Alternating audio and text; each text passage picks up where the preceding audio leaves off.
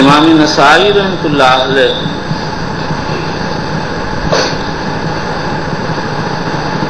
ان کے آزادی پر یہ دلیل پیش کی کہ ابو سعید خدری کی روایت میں ہے انا نصیب السبین فنحب الاسمان کیف تری فی العزل. اگر ولد کی بے جائز ہوتی تو عزل کے متعلق سوال کی کوئی ضرورت ہی نہیں تھی. اسی طرح عمرو بن حارث کی روایت سے استدلال کیا ما ترک رسول اللہ صلی اللہ علیہ وسلم بموتہ دینارا ولا درہما ولا عبدا ولا اخرجہما البخاری رحمہ اللہ. استدلال اس طرح سے فرمایا کہ راوی کہتے ہیں ما ترک امتن، حالانکہ حضور صلی اللہ علیہ وسلم اپنی باندھی ماریت القبطیہ کو جو آپ کی ولد تھی چھوڑا تھا، لیکن پہلی روایت سے استدلال میں یہ اشکال ہے کہ عدل کے متعلق اس لیے سوال کیا ہوگا کہ وہ لوگ جلدی سے قیمت حاصل کرنا چاہتے ہوں گے اور حاملہ ہو جانے کی صورت میں وضع حمل تک بے موقوف ہو جائے گی. اور ماریہ کے قصے کا جواب یہ ہے ممکن حضور صلی اللہ علیہ وسلم ان کو قبط منجز دے دیا ہو، یعنی آپ نے زبانی آزاد کر دیا. حافظ ابن حجر کہتے ہیں بخاری میں 2 حدیثیں ذکر کی ہیں، لیکن اس میں کوئی تصریح نہیں ہے، اور میرا خیال یہ ہے کہ امام بخاری نے صراحت اس لیے نہیں کہ انہوں نے باب کی دونوں حدیثوں پر اعتماد کر لیا، اور دونوں حدیثوں سے ظاہراً یہی سمجھ میں آتا ہے کہ ولد آزاد نہیں ہوگی، اس لیے کہ جب جبریل امین نے حضور سے اشراط ساعت کے متعلق سوال کیا تو آپ نے فرمایا انت لظلمت ربک، آپ نے ولد کو اپنی ماں کا سید قرار دیا. اور عبد بن زمعہ نے حضور صلی اللہ علیہ وسلم کی موجودگی میں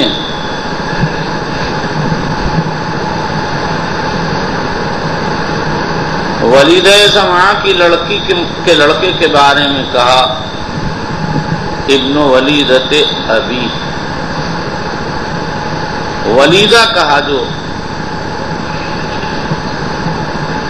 باندی کے لیے بولا جاتا ہے، ایسی باندی جو مملوک.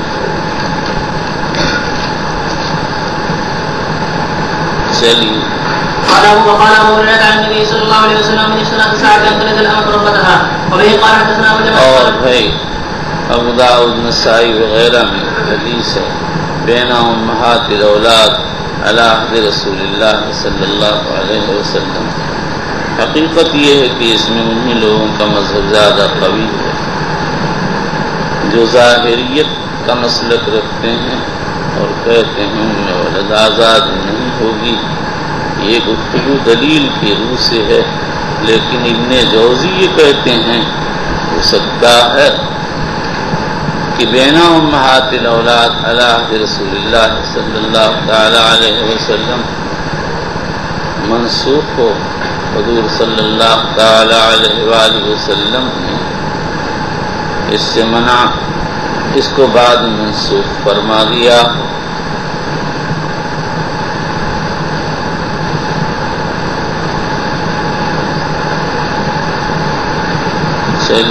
وبه قال حدثنا ابو اليمان قال حدثنا سفيان بن سوري قال حدثني ابن الزبير عن عائشه رضي الله عنها قالت كان عند ابي وقاص عند اخيه سعد بن ابي وقاص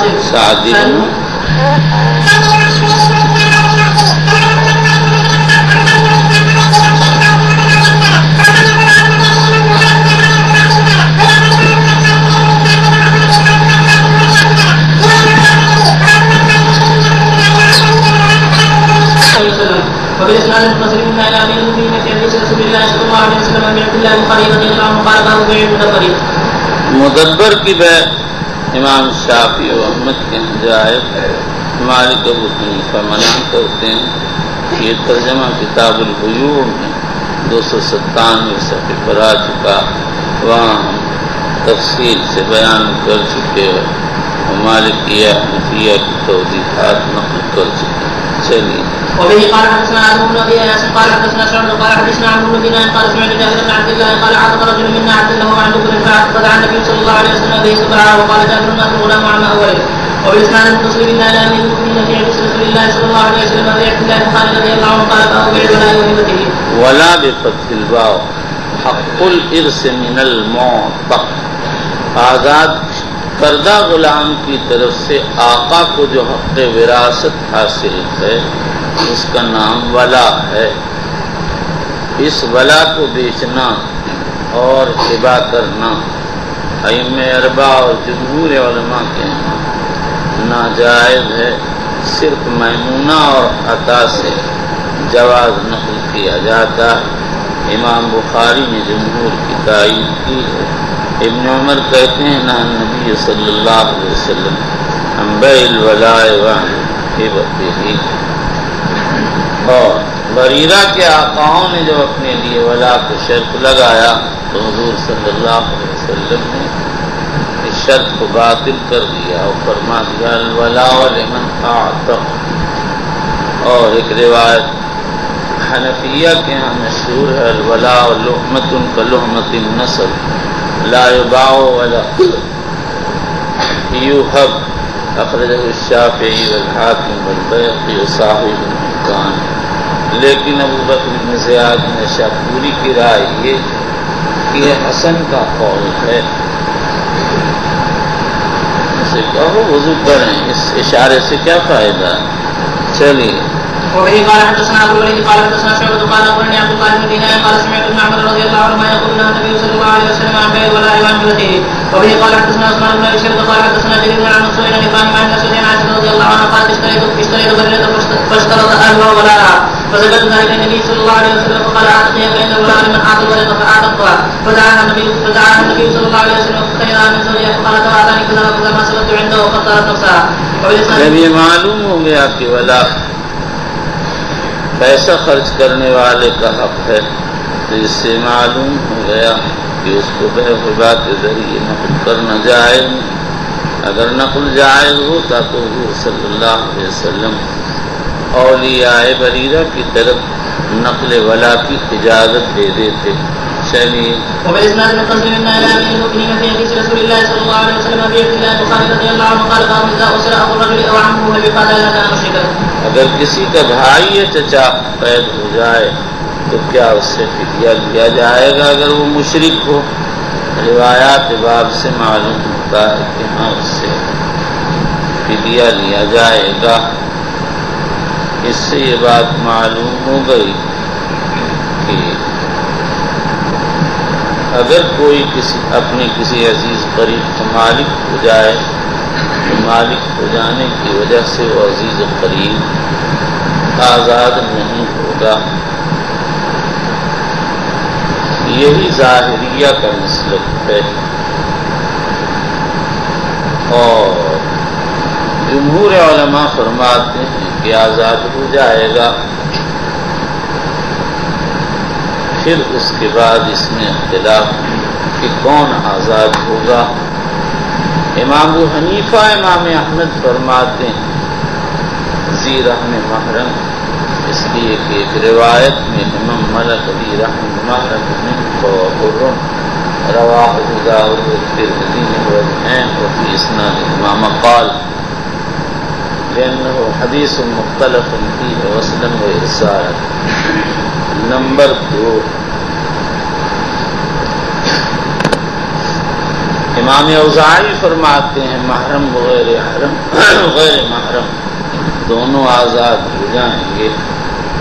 نمبر 3، امام شافعی فرماتے ہیں اصول فروع آزاد ہوں گے۔ نمبر 4، امام مالک کہتے ہیں اصول فروع اخوہ اخوات سب آزاد ہو جائیں گے۔ ظاہریہ کے قول کو لے کر یہ 5 اقوال ہو گئے۔ علامہ تقی الدین السبکی نے ان اقوال کے سلسلے میں ایک رسالہ لکھا السهم المسيل في عتق القريب. چلیے. وقال انس قال العباس للنبي صلى الله عليه وسلم قال نصيب قال عقيلا وكان علي بن ابي طالب له نصيب في تلك الغنيمه التي اصاب من اخيه عقيل مع ابن عباس. وبه قال حدثنا اسماعيل بن عبد الله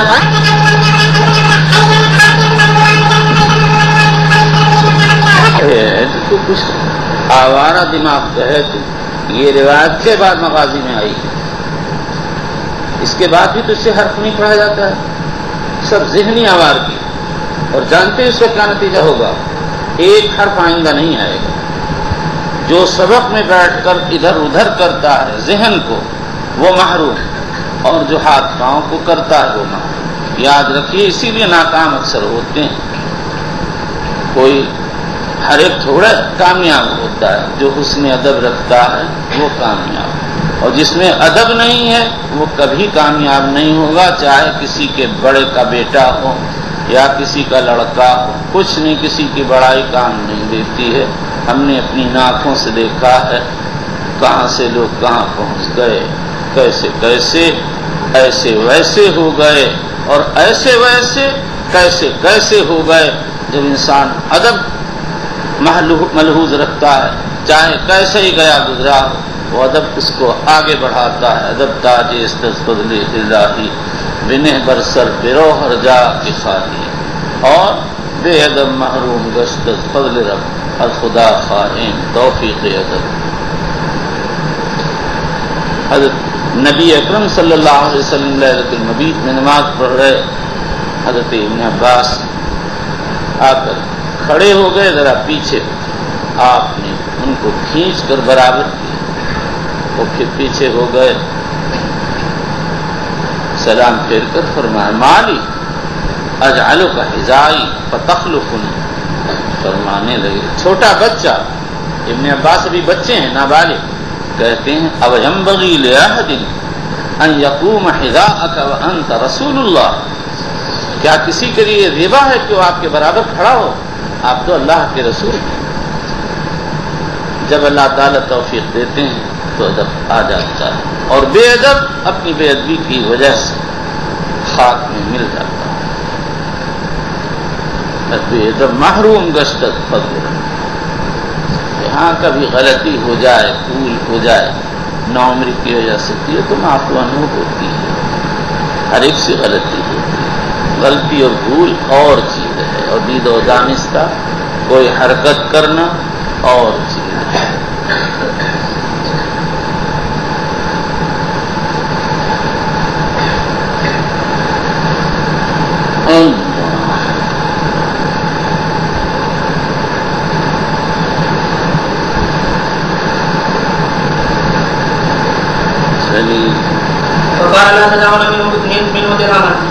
آپ کہاں تھے جس وقت یہ حدیث آ رہی تھی بار بار بخاری میں؟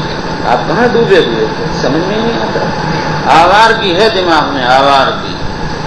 نہ تمہارے بڑوں نے ادب سکھایا، نہ تم ادب سیکھ کر کے آئے. ہم نے بہت دیکھا ہے بھائی بچوں، اکثر علماء کی اولاد غارت ہو جاتی ہے، ان میں تکبر ہوتا ہے، وہ اپنے کو سمجھتے ہیں، اس لیے اپنے بڑوں کا ادب نہیں کرتے، ڈوب جاتے. اپنی آنکھوں سے دیکھا، اپنے سامنے سے ایسے حالات گزرتے ہوئے دیکھے. دید و دانستہ بدتمیزی کرنا نہایت خطرناک. بھول چوک تو سب سے ہوتی ہے میاں، بندہ ہو کر اللہ کے ساتھ بھول چوک ہو جاتی ہے. نہیں، ایک آدمی کا اونٹ کھو گیا، جب مل گیا ہمارے خوشی کے کہہ رہا اللہم انت عبدی وانا ربک، اللہم انت عبدی وانا ربک. اور اللہ پاک نے کچھ بھی نہیں کیا، اللہ کے نبی نے نقل کیا اور کچھ بھی نہیں. یہ تو بے اختیار بات ہے، غفلت میں کچھ ہی نکل جاتا ہے. چلیے. وبالإسناد المتصل من أمير المؤمنين في حديث رسول الله صلى الله عليه وسلم عن البخاري رضي الله عنه قال باب عتق المشرك. عتق المشرك من باب إضافة المصدر إلى المفعول ہے، یعنی مشرک کو آزاد کرنا جائز ہے. یہی ابن بطال کی رائے. اور ابن منیر کہتے ہیں من باب اضافت المصدر الی الفاعل ہے، یعنی مشرک اگر کوئی غلام آزاد کرے تو معتبر ہے. چلیے. وبه قال حدثنا عبيد بن اسماعيل قال حدثنا ابو اسامه عن هشام قال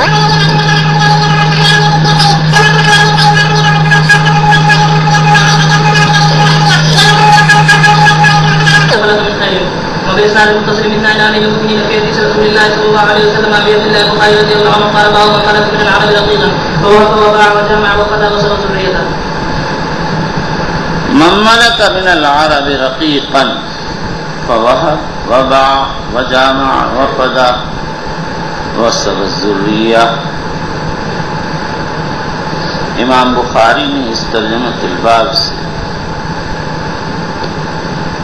یہ مسئلہ بیان فرمایا ہے کہ استرقاق عرب جائز. عرب کو غلام بنانا جمہور علماء کے نزدیک جائز. حنفیہ انکار کرتے ہیں اور یہی امام شافعی کا قول قدیم. امام بخاری نے اس ترجمۃ الباب سے حنفیہ پر رد کیا اور یہ واضح فرمایا کہ عرب کا غلام بنا اور ان میں مالکانہ تصرف کرنا، ہبہ کرنا، بیچنا، جمع کرنا، فدیہ میں دینا، قید کرنا سب جائز. باب کی مجموعی روایات سے مجموعی دعوی ثابت. حنفیہ نے اپنے دعویٰ کے لیے قرآن کی آیت تقاتلونہم او یسلمون پیش کی اور کہتے کہ عرب والوں کے ساتھ دو ہی قاعدہ، یا جنگ یا اسلام. اور ایک روایت کا مضمون ہے لا رقہ علی عربی بعد اليوم. اور جتنی روایتیں امام بخاری نے پیش کی حنفیہ کی طرف سے اس کا جواب یہ ہے کہ ان میں استرقاق النساء والضراری کا مسئلہ اور وہ حنفیہ کے ہاں بھی جائز ہے. چلیے. وقال الله تعالى ضرب الله مثلا عبدا فوهب وباع وجامع وقضى. ہبہ حدیث اول سے، جمع حدیث 4 سے، فدیہ حدیث نمبر 2 سے، اور سب حدیث نمبر 3، 4، 5 سے ثابت فرمایا. چلیے. وقال الله تعالى ضرب الله مثلا عبدا مملوكا لا يقدر على شيء. عبد المملوک اپنے عموم کی وجہ سے عربی اجمی دونوں کو شامل ہے. چلیے. ومن رزقنا من رزقا حسنا فهو ينفق منه سرا وجهرا. چلیے. هل يستوون؟ الحمد لله بل اكثرهم لا يعلمون. وبه قال حدثنا ابن ابي مريم قال حدثنا ليث قال حدثني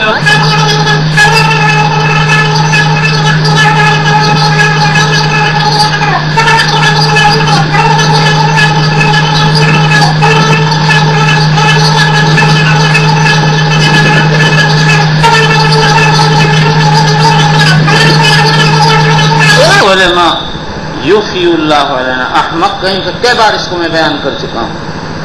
یفی اللہ پڑھ رہا ہے آوارہ کہیں کا. یفی اللہ بضم الیا و کسر الفاء، باب افعال سے فعل مضارع ہے. چلیے. فليحال فقال ناس طيب فجعت فعلنا أربعكم أمرا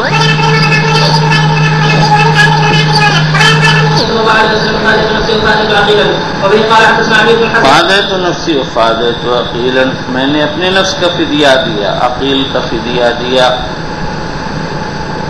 غلام سے فدیہ لیا جاتا ہے، آزاد سے نہیں لیا جاتا. چلیے.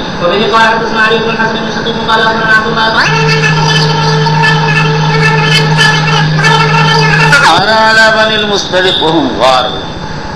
نبی اکرم صلی اللہ علیہ وسلم نے بنی المسترق پر حملہ کیا تو لوگ غافل تھے۔ اس پر یہ اشکال ہے کہ سیر کی روایات میں یہ وارد ہے کہ انہوں نے باقاعدہ صف بندی کر کے مقابلہ کیا۔ اسی کو ابن سعد و ابن سعید الناس نے راجح قرار دیا۔ حافظ ابن حجر عسقلانی نے دونوں میں جمع کیا۔ اول وقت تو حضور صلی اللہ علیہ وسلم غفلت کی حالت میں اچانک پہنچ گئے، انہوں نے اس کے بعد صف بندی کی اور قتال کیا اور مقابلے کی تاب نہ لا کر ادھر ادھر منتشر ہو گئے۔ چلیے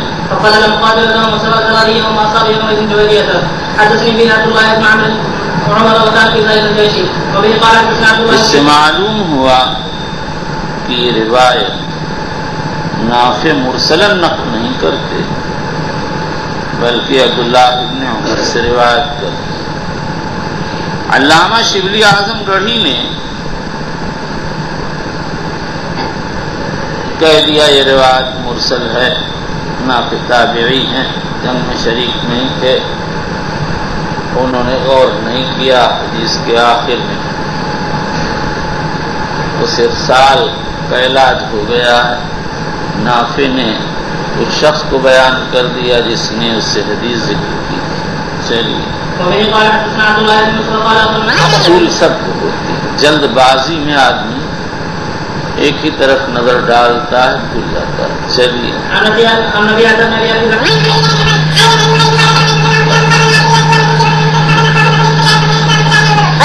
بعد عن الازواج، یعنی ہم اپنی بیویوں سے دور تھے، اس کی وجہ سے ہم کو مشقت ہوتی تھی، ہمیں اپنے ازواج کی طرف شوق ہوتا تھا لیکن دوری تھی، تو اب ہم نے ان باندیوں سے اپنی ضرورت پوری کرنی چاہی، لیکن فَأَحْبَبْنَا الْعَزْلَ، ہم نے عزل کو پسند کیا۔ اس حدیث کے ظاہر سے معلوم ہوتا ہے کہ نسبیہ اگر مشرکہ ہو تو اس سے وطی کرنا جائز ہے۔ یہی عطا طاؤس، عمرو بن دینار، سعید بن مسیب کا مذہب ہے۔ جمہور علماء فرماتے ہیں مسبیہ کتابیہ سے وطی جائز، مسبیہ مشرکہ سے ناجائز۔ اور ابو سعید خدری کی اس حدیث کے 3 جوابات دیے۔ خلال نے امام احمد سے نقل کیا ہو سکتا ہے کہ یہ لوگ مسلمان ہو گئے ہوں۔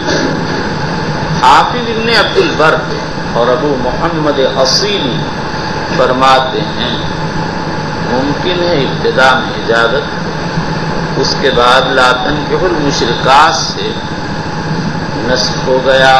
اس پر اشکال یہ ہے کہ نسخ کے لیے تاریخ کی ضرورت ہے۔ نمبر 3 قاضی بادی کہتے ہیں ممکن ہے، یہ اہل کتاب کا مذہب رکھتے ہیں۔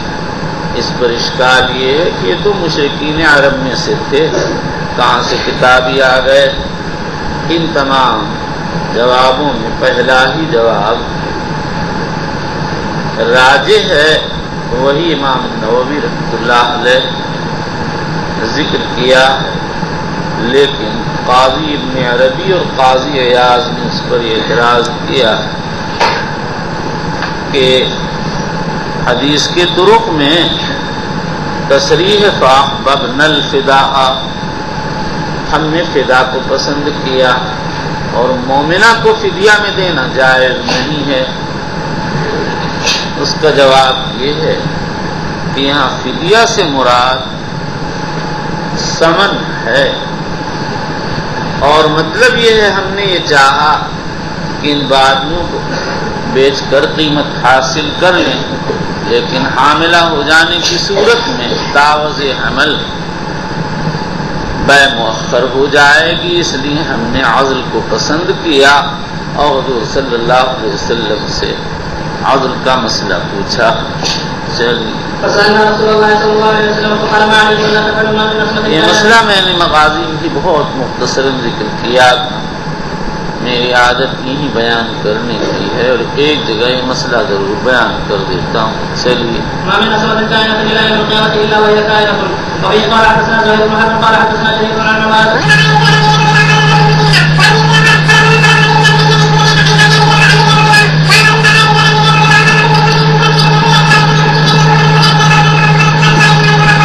اللہ علیہ وسلم نے بنو تمیم کو اپنی قوم اس لیے کہا ہے کہ قریش اور بنو تمیم الیاس بن مضر میں جا کر مل جاتے ہیں. جیسے قریش مضری ہیں بنو تمیم بھی مضری ہیں. چلیے وبالاسناد المتصل بنا الى ابي جمل في حديث رسول الله صلى الله عليه وسلم ابي عبد الله البخاري رضي الله عنه قال قال فضل الاتى وجاريته علمها. اگر کوئی اپنی باندی کو علم و ادب سکھائے تو اس میں بڑی فضیلت. چلیے وبه قال حدثنا اسحاق بن ابراهيم وسمع محمد بن خزيمة عن مطرف عن الشعبي عن ابي هريرة عن ابي موسى رضي الله عنه قال قال رسول الله صلى الله عليه وسلم من كانت له جارية فعلها واحسن اليها. فعلها اس کی کفالت کی اعلی یعلو اسی سے عائلہ. چلیے واحسن اليها ثم اعتقها وتزوجها كان له اجران. وبالاسناد المتصل بنا الى ابي المؤمنين في حديث رسول الله صلى الله عليه وسلم ابي عبد الله البخاري رضي الله عنه قال قال قال النبي صلى الله عليه وسلم الا بيد الاخوان فاطعموا مما تاكلون. العبید اخوانکم فاطموہم مما تاکلون. امام بخاری رحمۃ اللہ علیہ نے اس ترجمۃ الباب سے یہ مسئلہ بیان کیا ہے کہ آقاؤں کو اپنے غلاموں کے کھانے پینے کا خیال کرنا واجب ہے. اور امام بخاری نے اپنے الفاظ میں ترجمہ منعقد کرنے کے بجائے حدیث نبوی کو ترجمہ بنا دیا. اول تو اس لیے کہ وہ مختصر ہے، دوسرے اس لیے کہ اس میں اطعموا امر کا صیغہ آیا ہے جو وجوب پر دلالت کرتا ہے. تیسرے اس لیے کہ اس میں ہے مما تاکلون. اس سے معلوم ہوا آدمی جو خود کھائے وہی اپنے غلاموں کو بھی کھلائے. حدیث میں آئندہ آئے گا فَلْيُطْعِمْهُ مِمَّا يَأْكُلُ وَلْيُلْبِسْهُ مِمَّا يَلْبَسُ. علامہ ابو محمد ابن حزم ظاہری تو اس کی وجہ سے کہتے ہیں آقاؤں کے ذمے یہ واجب ہے جو کھائیں وہ غلاموں کو کھلائیں، جو پہنیں وہی غلاموں کو پہنائیں. اور اگر پورا کھانا پورا کپڑا دینے کی گنجائش نہ ہو تو ایک دو لقمہ کھانا کھلا دیں اور اپنے کپڑے میں سے ایک جیب یا گریبان غلام کے کپڑے میں لگا دیں. جمہور علماء ارشاد فرماتے ہیں کہ اس حدیث کا مقصد مواسات، غمخواری، ہمدردی ہے، مساوات. برابری نہیں ہے. امام نووی رحمہ اللہ فرماتے ہیں یہ استحبابی ہے اور بے اجماع المسلمین ایجابی نہیں ہے. یہ باب لکھ کر دیں. چلیے وقال الله تعالى وعبد الله ولا تشركوا به شيئا وبالوالدين إحسانا وبذي القربى واليتامى والمساكين إلى آخره مختار القرى ذي القربى القريب والجنوب والغريب والجار الجنوب يعني أصحاب مختال اترانے والا، فخور فخر کرنے والا. ہم نے اس کا اس میں بہت نقصان پایا ہے. کبھی بھی اگر غلطی سے کوئی اترانے کی بات پیدا ہوئی ہے، گنی چنی ہے بھئی عمر میں 2-3 بار ایسا ہوا تو فوراً غلط پکڑ ہو گئی. ہمارے دوست تھے، ایک دن میں نے ان سے ویسے ہی مذاق کر دیا کسی سبق کے بارے میں. اگلے دن خود مجھ کو وہی تنگی پیش آ گئی. میں نے فوراً توبہ کی. اللہ تعالیٰ اپنے کسی بندے سے اگر کچھ کہلوا لیتے ہیں تو یہ اس کا کمال نہیں ہے. کمال کہلوانے والے کا ہے۔ آدمی 1000 مطالعہ کر کے آئے، اگر توفیق نہ ہو تو زبان نہیں چلتی، اور مطالعہ کم ہو اور توفیق ہو جائے تو زبان چل جاتی ہے۔ مجھے یاد ہے میں نے ایک مرتبہ ایک مسئلہ 4 گھنٹے دیکھا تھا، اور جب بیان کے لیے بیٹھا تو طبیعت نہیں کھلی، بڑی تنگی ہوئی، بیان تو ہو گیا لیکن اور بعض وقت ایسا ہوا کہ اسی مسئلے کو سرسری دیکھا، وقت نہیں تھا یا طبیعت نہیں ٹھیک تھی، اور اللہ سے التجا کی کہ اللہ آپ کی دستگیری فرمائیں گے۔ اللہ پاک نے دہانہ کھول دیا، منہ خود بخود چلتا رہا، زبان بولتی رہی، مضمون آتا رہا۔ کوئی اپنی طرف سے کچھ نہیں کرتا، جو ہوتا ہے وہ اللہ کی توفیق و مشیت سے ہوتا ہے۔ وما تشاءون الا ان شاء اللہ۔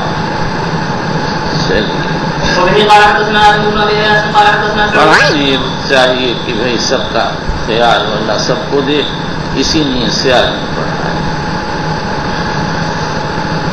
چلیے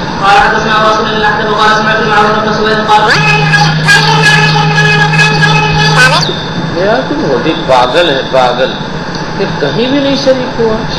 ارے اللہ کے بندے، یہ روایت تو بالکل ابتدا میں آ چکی ہے کتاب الایمان میں، تو وہاں بھی نہیں تھا۔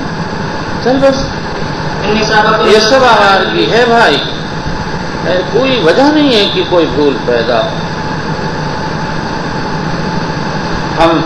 میں بہت باتیں کرتا تھا حضرت کے یہاں، کہ حضرت نے کئی دن تقریر کی، تم کچھ بولو گے تو میں بولوں گا، نہیں تو میں نہیں بولوں گا۔ اب ہم تو بیوقوف تھے ہی، میں نے سمجھا اگر کچھ نہ سوال کیا تو حضرت بیان ہی نہیں کریں گے۔ ایک دن بالکل بے قاعدہ ایک اعتراض جڑ دیا، بس منہ کھل گیا، روز اعتراض چلتا تھا۔ وہ حضرت بھی تو حضرت ہی تھے۔ وہ حدیث آئی ما کنت تقول فی ھذا الرجل، فرمایا یہ حدیث تو تم نے مشکات میں پڑھ لی ہوگی۔ میں نے کہا جی ہاں۔ کیا مطلب ہے؟ میں نے کہا اس کے 3 مطلب ہیں۔ فرمایا کیا؟ میں نے کہا نمبر 1، نمبر 2، نمبر 3۔ کہ کیسے سنا دیا آپ؟ میں کوئی آوارگی تھوڑے کرتا تھا بچوں، میں تو غریب آدمی تھا، میرے آگے پیچھے کچھ نہیں تھا، بس ایک دھن تھی، سبق کی ایک دھن تھی۔ بیماری سے تو غفلت ہوتی تھی بھائی، تکلیف بہت ہو جاتی تھی، ذہن ادھر ادھر چلا جاتا تھا، ورنہ میں سبق میں دوستی نہیں کرتا تھا۔ میرے بہت دوست تھے، صاف سنا دیا تھا سبق میں کسی سے دوستی نہیں ہے، نہ میں بیٹھوں گا کسی کے پاس، نہ بات کروں گا، نہ اشارے کروں گا، نہ کوئی۔ ایک میرے بہت خاص دوست تھے، میرے پاس بیٹھتے تو بعض وقت میرے پاؤں کے انگوٹھے پر اپنے پاؤں کا انگوٹھا ملا دیتے، 1 دن 2 دن۔ میں نے کبھی میں ان سے دوستی کروں گا؟ بس اگلے دن کتاب اور جگہ رکھ دی۔ اب وہ جو آئے اور دیکھا تو بہت تعجب کیا۔ میں نے ان سے کہا کچھ نہیں، کتاب وہ میری ہمیشہ رکھتے تھے لیکن میں ان کے پاس نہیں بیٹھتا تھا۔ میں نے کہا بھائی میری دوستی یہ نہیں ہے، میں تو روکھی پھیکی دوستی والا آدمی ہوں، نہ کسی کا کھاتا ہوں نہ کسی کو کھلاتا ہوں۔ کھلاتا تو اس لیے نہیں کہ میرے پاس کچھ نہیں، اور کھاتا اس لیے نہیں کہ اگر کھاؤں گا تو کھلانا پڑے گا، میں کہاں سے کھلاؤں گا۔ روکھی پھیکی سب سے دوستی کر رکھی تھی، بس راستہ چلتے السلام علیکم خیریت، چل دیے۔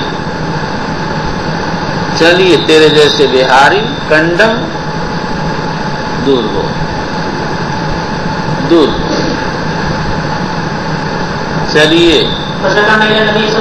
آوارگی ہے، آوارگی، حالات خراب ہو گئے مدارس کے، ورنہ برکت تھی، برکت، پتہ نہیں کیا حال ہے طلبہ۔ چلیے ورنہ آدمی سبق میں بیٹھ کے یوں کر دے اور یوں کر لے، ایسا ہوتا تھا؟ ہو ہی نہیں سکتا۔ چلیے، اور جو سبقوں میں یہ کرتا ہے وہ اپنی مستقبل کو دیکھ لے۔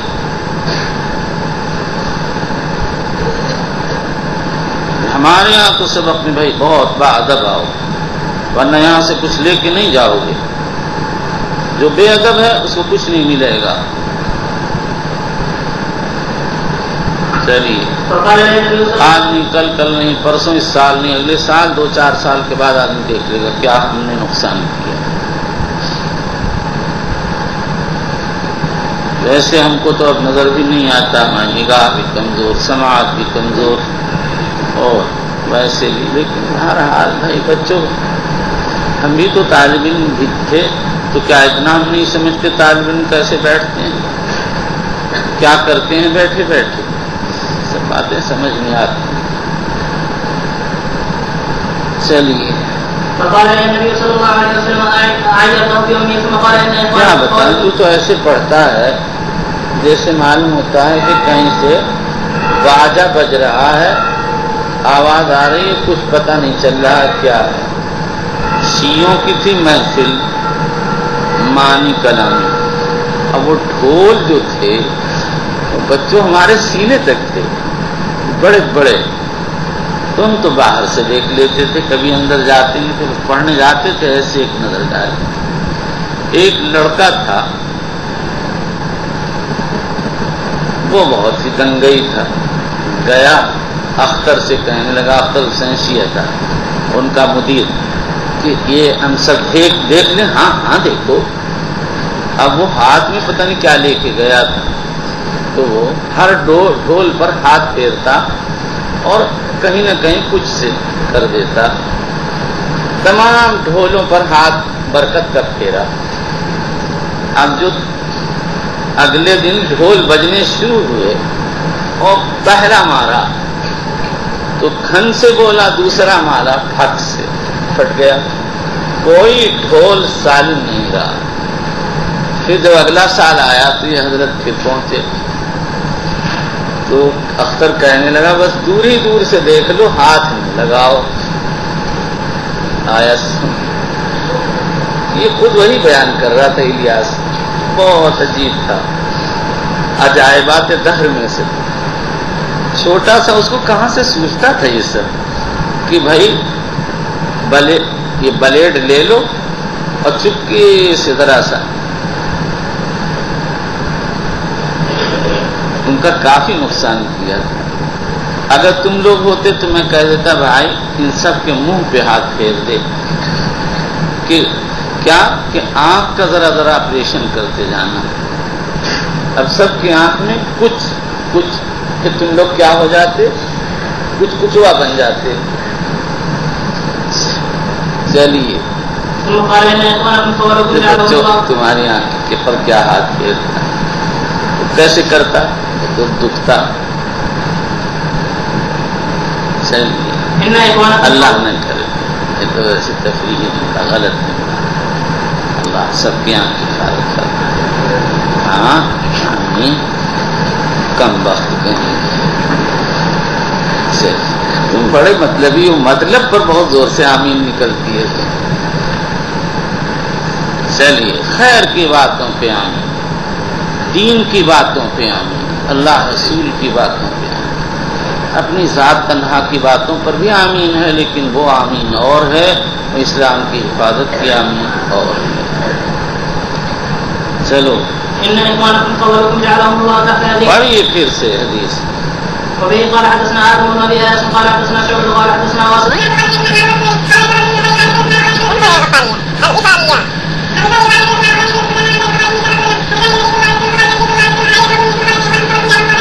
بھائی تمہارے خادم. دیکھو نبی کیا کہتے ہیں، اخوانکم خولکم، ارے تمہارے جو بھائی ہیں وہ تمہارے خادم بنے ہیں، لحاظ کرو، وہ بھی تمہارے ہی جیسے انسان. یہی ہے بچے. اللہ تو ہمارے زمیندار تھے، بہت مارتے تھے لوگوں کو، بہت مجھ کو تکلیف ہوتی تھی. میں بالکل چھوٹا سا تھا، بالشتیا چھوٹا سا، آج تک یاد ہے. بہت خوبصورت سے تھے، ظلم بہت کرتے تھے. 40 سال کی عمر نہیں پہنچ پائے، سب ہاتھ پاؤں ہلنے لگے تھے، اسی حال میں مر گئے. اللہ کو ظلم نہیں پسند ہے بھائی.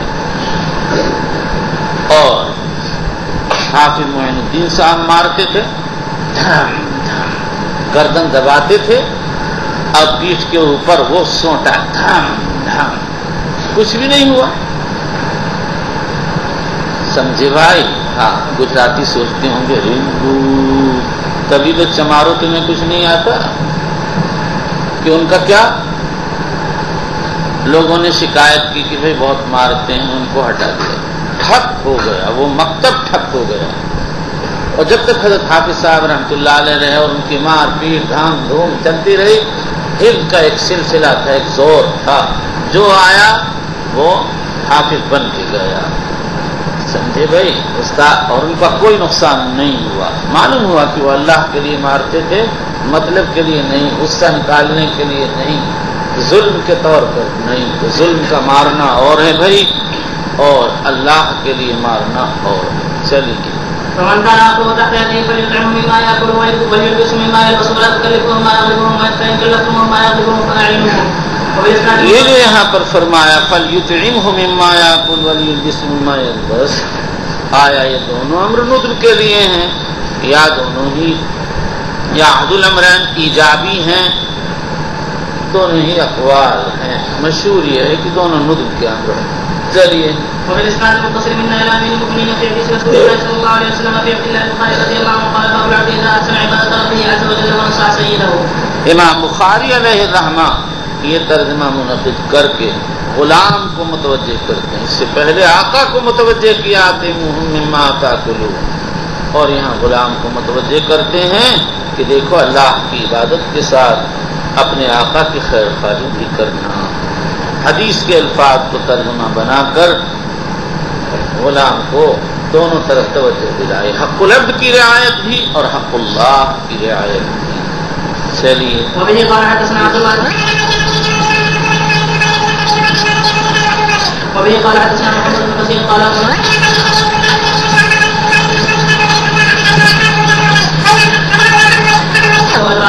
وبه قال حدثنا بشر بن محمد قال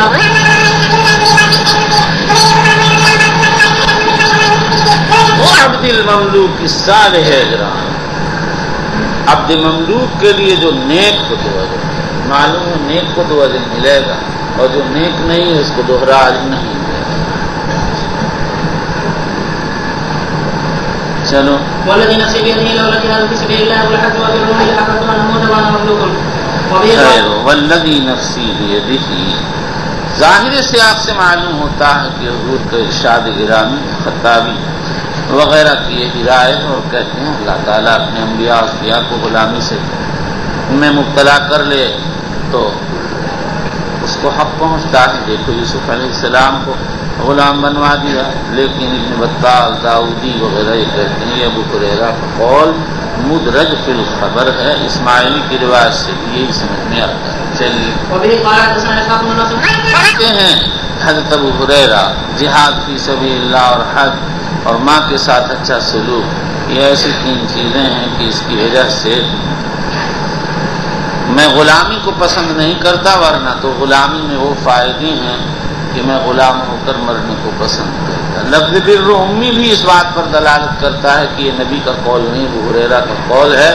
نبی علیہ السلام کو جب نبوت ملی تو ان کی والدہ اس سے بہت پہلے وفات پا چکی تھی۔ چلیے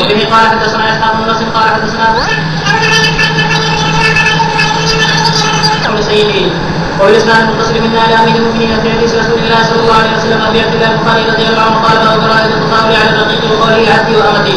تطاول تفاخر، حضرت امام بخاری رضی اللہ تعالی عنہ نے اس ترجمۃ الباب سے نصوص متعارضہ کو جمع فرمایا ہے۔ حاصل یہ ہے کہ حدیث پاک میں لا یقل احدکم عبدی امتی بھی وارد ہے، اور نصوص میں عبد و امت کی آقا کی طرف اضافت بھی وارد ہے۔ امام بخاری رضی اللہ عنہ کہتے ہیں اضافت الی السید جائز ہے، اور جہاں ممانعت ہے اس کا تعلق تطاول و تفاخر سے ہے، فخر کے طور پر آدمی نہ کہے عبدی امتی۔ اور امام طحاوی رحمہ اللہ تعالی فرماتے ہیں اپنے طرف یا متکلم کے ساتھ تکبر کے طور پر اضافت کرنا مکروہ ہے، اور اگر کوئی اور اضافت کر دے تو کوئی حرج نہیں۔ آدمی عبدی کہے مکروہ اور کوئی کہہ دے عبدک تو کوئی حرج کی بات نہیں ہے۔ پھر اس کے بعد یہ نہی کیسی ہے؟ امام ابو جعفر ابن جریر طبری کہتے ہیں یہ نہی کراہت ہے، نہی تحریمی ہے، کیونکہ رقیب ابن صبرہ کی روایت میں ہے لا تضرب زعینتک کضربک امیتک۔ چلیے